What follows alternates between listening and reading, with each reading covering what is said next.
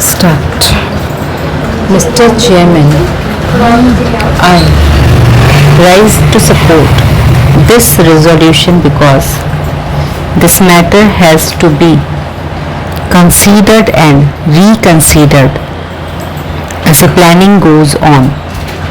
Right at the beginning, I must say that this village industry, despite all brave talks on the part of the Planning Commission and the government, has been given a backseat by the Planning Commission, and I think a lot has to be done in order to reorientate the entire approach with regard to village industry. I generally agree with much of what has been said by the two speakers who have preceded me, and I should like to add a few suggestions to what they have said. Now, even when we are fighting the British, one of the indictments against the British rule was that it led to the reunion of our village and cottage industry.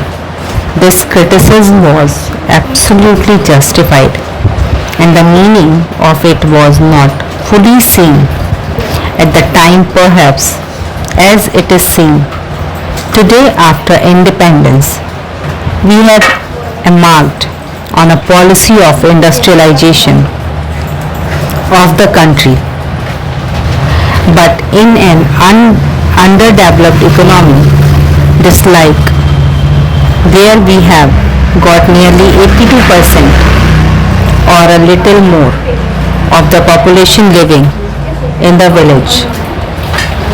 You cannot have rapid industrialization merely by starting heavy industries or even medium industries in the urban areas and towns, whether they be in the public sector or in the private sector. They are of course important, and the development of such industries must be on a far bigger scale. That is what we stand for, but at the same time we must embark on a policy of industrialization of the rural areas today.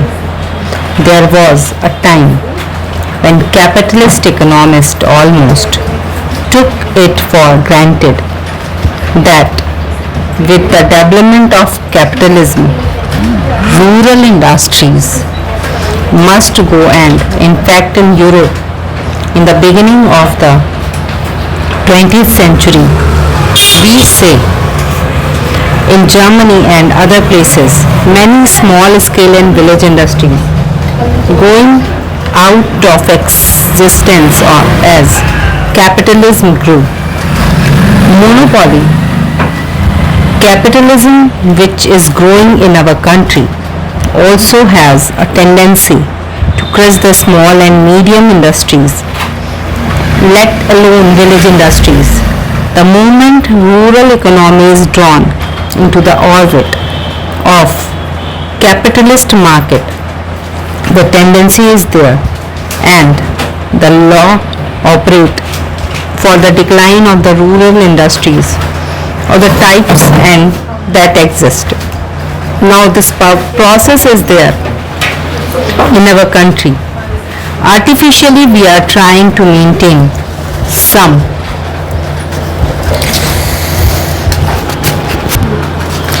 in the rural areas. You have nearly 3.5 million new jobs seeker every year. Rural industry must be viewed from the larger angle of industrialization of the country, from the point of its employment potentialities, and also from the point of view of rising the standard of living in the country.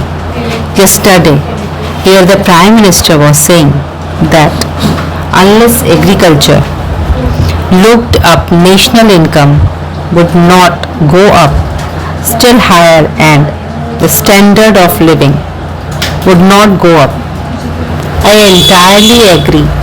But then in the rural sector of our economy, we must develop simultaneously the other sector, that is called the rural industrial sector, for promoting rural industries on a large scale.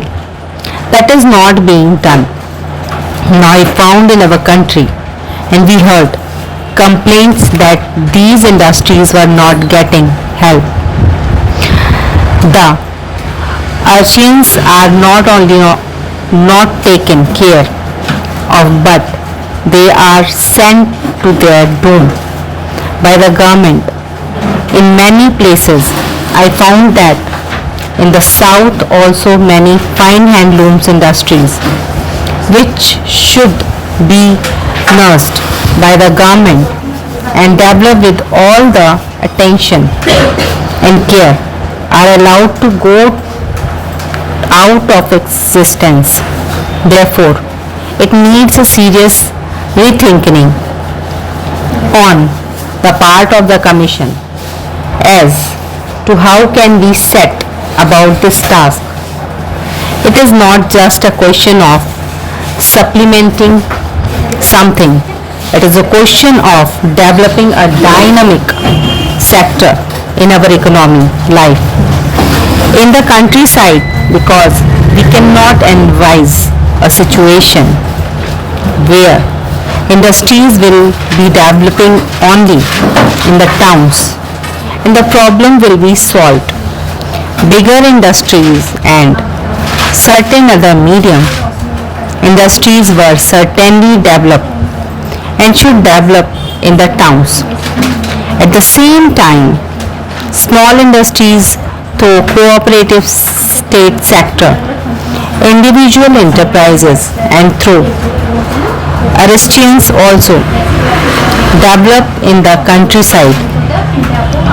This is how we can set up the rate of industrial progress of the country.